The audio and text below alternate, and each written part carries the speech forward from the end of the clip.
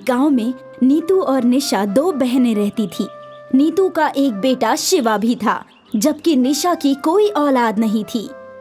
दोनों बहनें बाजार में जाकर चूड़ियां फरोख्त करती थीं। निशा अभी तक बे औलाद थी, लेकिन उसे खुदा पर पूरा भरोसा था और इसलिए वो हमेशा खुश रहती थी। हर बार की तरह इस बार भी दोनों के शौहर आए।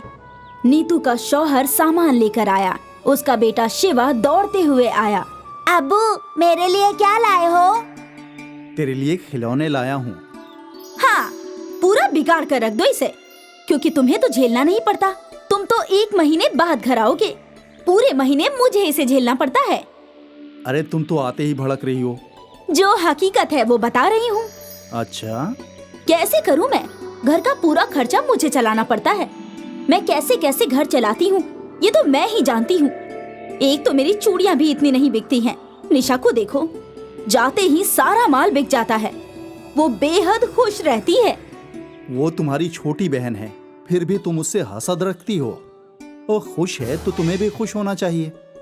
ऐसा क्या है जो तुम उसकी तारीफ कर रहे हो? तुमसे बहस करना ही बेकार है। नीतू अंदर चली जाती है और उसका शौहर चुप हो गया। दूसरी तरफ निशा का शौहर भी घर आ गया और उसके लिए चूड़ियां ले आया। अरे आ गए आप, बैठिए, मैं आपके लिए पानी लेकर आती हूँ। निशा ने अपने शौहर को पानी दिया और चाय बनाकर ले आई। मुझे तुम्हें ये बताना है कि मैं इस बार भी पैसे नहीं बचा पाया। तो क्या हुआ? कोई बात नहीं। मैं तुम्हारे लिए साड़ी लाना चाहता था। तुम कब से लेना चाहती थी, लेकिन मैं नहीं ला पा रहा हूँ। इस बार तो मैंने भी कम पैसे कमाए हैं, क्योंकि जिनके पास पैसे नहीं थे मैंने उन्हें ऐसे ही चूड़ियां दे दी। ये तो तुमने ठीक किया, लेकिन मैं इस बार पक्का पैसे बचा पाऊंगा और तुम्हारे लिए वो साड़ी ला पाऊंगा। हमसे जितना हो सके हमें दूसरों की मदद करनी चाहिए। वैसे भी हमारा कोई बच्चा तो है नहीं, तो हम ज्यादा पैसों का क्या करेंगे? निशा अपने शौहर से बात करने लगी। उसने अपने शौहर पर बिल्कुल भी गुस्सा नहीं किया, बल्कि मुसीबत के वक्त में उसका साथ दिया। हर रोज की तरह आज भी निशा और नीतू दोनों बहनें चूड़ियां बेचने गई। निशा, तू अपनी दुकान मुझसे दूर लगाया कर, क्योंकि मेरे खरीदार तेरे पास पहुंच जाते हैं, जो बिल्कुल भी मुनासिब नहीं है। बाजी, ऐसा तो कुछ नहीं है। मेरी बिल्कुल भी बिक्री नहीं होती है, और वो सब तेरी वजह से, क्योंकि सब तेरे पास आ जाते हैं। ठीक है बाजी, मैं अपनी दुकान दूर लगा लूंगी। निशा वहां से दूर चली गई और जमीन पर एक कपड़ा बिछाकर दुकान लगा ली। नीतू ने भी अपनी दुकान लगा ली। तभी नीतू की दुकान पर एक छोटा लड़का आया। खाला, मेरी अम्मी के लिए ये हरी वाली चूड़ियां दे दीजिए। ये 30 रुपए की है। क्या तेरे पास इतने पैसे है भी? मेरे पास 20 रुपए हैं। मुझे 20 रुपए की चूड़ी दे दो। क्या 20 रुपए में क्या चूड़ियां आती हैं? चल निकल यहाँ से। खाला, दे दो ना मुझे चूड़ी। मेरी अम्मी पैरों से मोहताज हैं। मैंने ये 20 रुपए ही जमा किए हैं।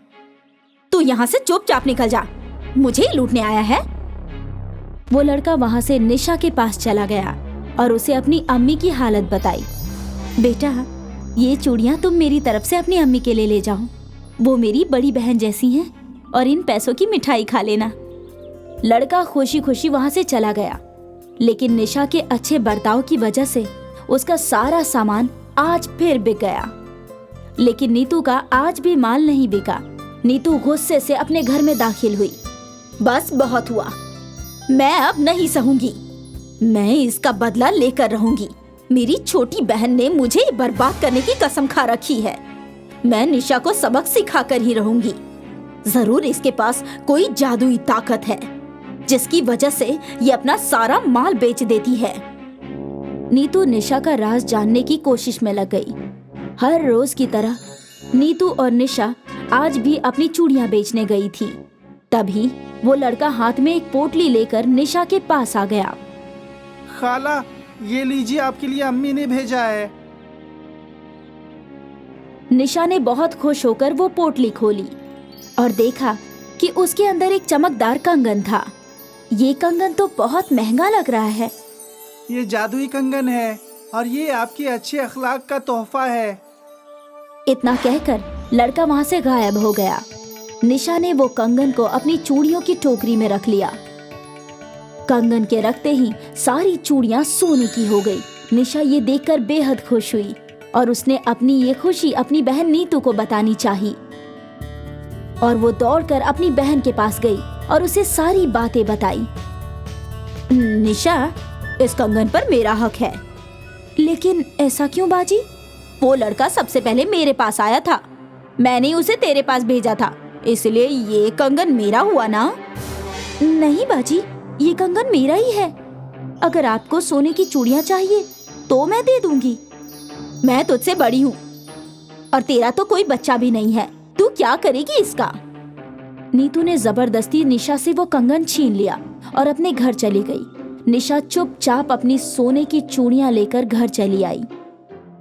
आखिरकार खुदा ने मेरी सुन ही ली। सच कहते हैं, ऊपर वाला जब देता है तो छप्पर फाड़ कर देता है, और आज खुदा ने मुझे बहुत कुछ दे दिया है। अब सारी चूड़ियां सोने की बना दूंगी और कल चूड़ियां खरीद कर ले आऊंगी। वाह, मजा आ गया।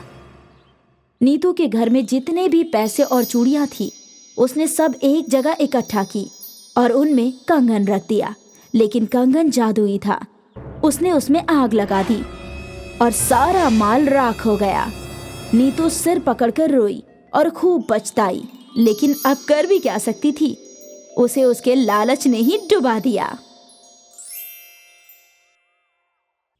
एक गांव में नीतू और निशा दो बहनें रहती थी। नीतू का एक बेटा शिवा भी था, जबकि निशा की कोई औलाद नहीं थी। दोनों बहनें बाजार में जाकर चूड़ियां फरोख्त करती थीं। निशा अभी तक बेऔलाद थी, लेकिन उसे खुदा पर पूरा भरोसा था और इसलिए वो हमेशा खुश रहती थी। हर बार की तरह इस बार भी दोनों के शौहर आए। नीतू का शौहर सामान लेकर आया। उसका बेटा शिवा दौड़ते हुए आया। अब्बू, मेरे लिए क्या लाए हो? तेरे लिए खिलौने लाया हूँ। हाँ, पूरा बिगाड़ कर रख दो इसे, क्योंकि तुम्हें तो झेलना नहीं पड़ता। तुम तो 1 महीने बाद घर आओगे, पूरे महीने मुझे इसे झेलना पड़ता है।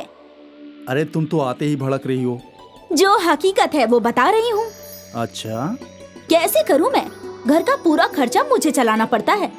मैं कैसे कैसे घर चलाती हूँ ये तो मैं ही जानती हूँ। एक तो मेरी चूड़ियाँ भी इतनी नहीं बिकती हैं। निशा को देखो, जाते ही सारा माल बिक जाता है।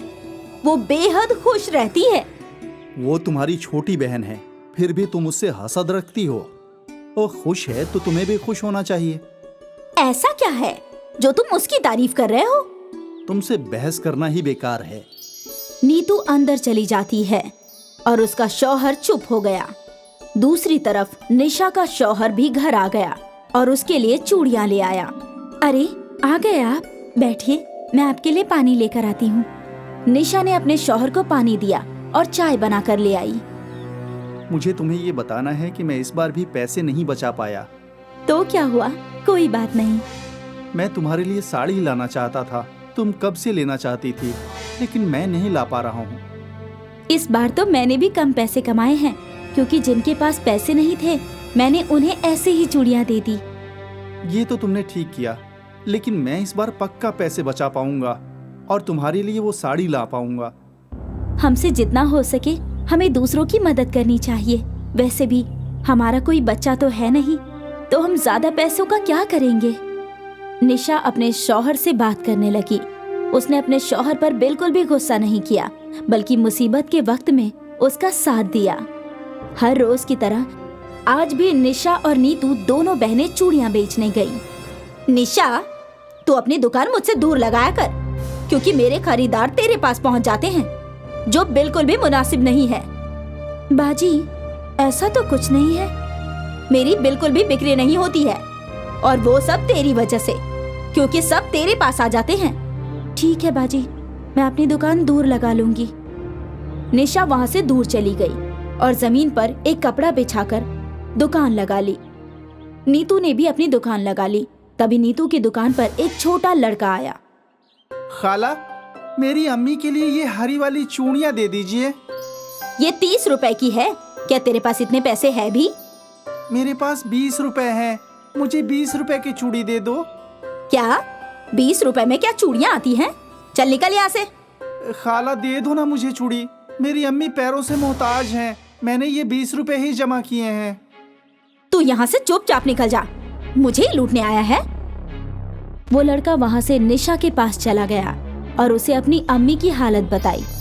बेटा, ये चूड़ियाँ तुम मेरी तरफ से अपनी अम्मी के लिए ले जाओ, वो मेरी बड़ी बहन जैसी हैं, और इन पैसों की मिठाई खा लेना। लड़का खुशी खुशी वहाँ से चला गया, लेकिन निशा के अच्छे बर्ताव की वजह से उसका सारा सामान आज फिर बिक गया। लेकिन नीतू का आज भी माल नहीं बिका। नीतू गुस्से से अपने घर में दाखिल हुई। बस बहुत हुआ, मैं अब नहीं सहूंगी, मैं इसका बदला लेकर रहूंगी। मेरी छोटी बहन ने मुझे बर्बाद करने की कसम खा रखी है। मैं निशा को सबक सिखा कर ही रहूंगी। जरूर इसके पास कोई जादुई ताकत है जिसकी वजह से ये अपना सारा माल बेच देती है। नीतू निशा का राज जानने की कोशिश में लग गई। हर रोज की तरह नीतू और निशा आज भी अपनी चूड़ियां बेचने गई थी। तभी वो लड़का हाथ में एक पोटली लेकर निशा के पास आ गया। खाला, ये लीजिए, आपके लिए अम्मी ने भेजा है। निशा ने बहुत खुश होकर वो पोटली खोली और देखा कि उसके अंदर एक चमकदार कंगन था। ये कंगन तो बहुत महंगा लग रहा है।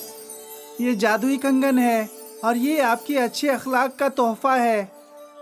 इतना कहकर लड़का वहाँ से गायब हो गया। निशा ने वो कंगन को अपनी चूड़ियों की टोकरी में रख लिया। कंगन के रखते ही सारी चूड़ियां सोने की हो गई। निशा ये देखकर बेहद खुश हुई और उसने अपनी ये खुशी अपनी बहन नीतू को बतानी चाहिए। और वो दौड़कर अपनी बहन के पास गई और उसे सारी बातें बताई। निशा, इस कंगन पर मेरा हक है। लेकिन ऐसा क्यों बाजी? वो लड़का सबसे पहले मेरे पास आया था, मैंने उसे तेरे पास भेजा था, इसलिए ये कंगन मेरा हुआ ना? नहीं बाजी, ये कंगन मेरा ही है। अगर आपको सोने की चूड़ियां चाहिए तो मैं दे दूंगी। मैं तुझसे बड़ी हूँ और तेरा तो कोई बच्चा भी नहीं है, तू क्या करेगी इसका? नीतू ने जबरदस्ती निशा से वो कंगन छीन लिया और अपने घर चली गई। निशा चुपचाप अपनी सोने की चूड़ियां लेकर घर चली आई। आखिरकार खुदा ने मेरी सुन ही ली। सच कहते हैं, ऊपर वाला जब देता है तो छप्पर फाड़ कर देता है, और आज खुदा ने मुझे बहुत कुछ दे दिया है। अब सारी चूड़ियां सोने की बना दूंगी और कल चूड़ियां खरीद कर ले आऊंगी। वाह, मजा आ गया। नीतू के घर में जितने भी पैसे और चूड़ियां थी, उसने सब एक जगह इकट्ठा की और उनमें कंगन रख दिया। लेकिन कंगन जादुई था। उसने उसमें आग लगा दी और सारा माल राख हो गया। नीतू सिर पकड़कर रोई और खूब पछताई, लेकिन अब कर भी क्या सकती थी? उसे उसके लालच ने ही डुबा दिया।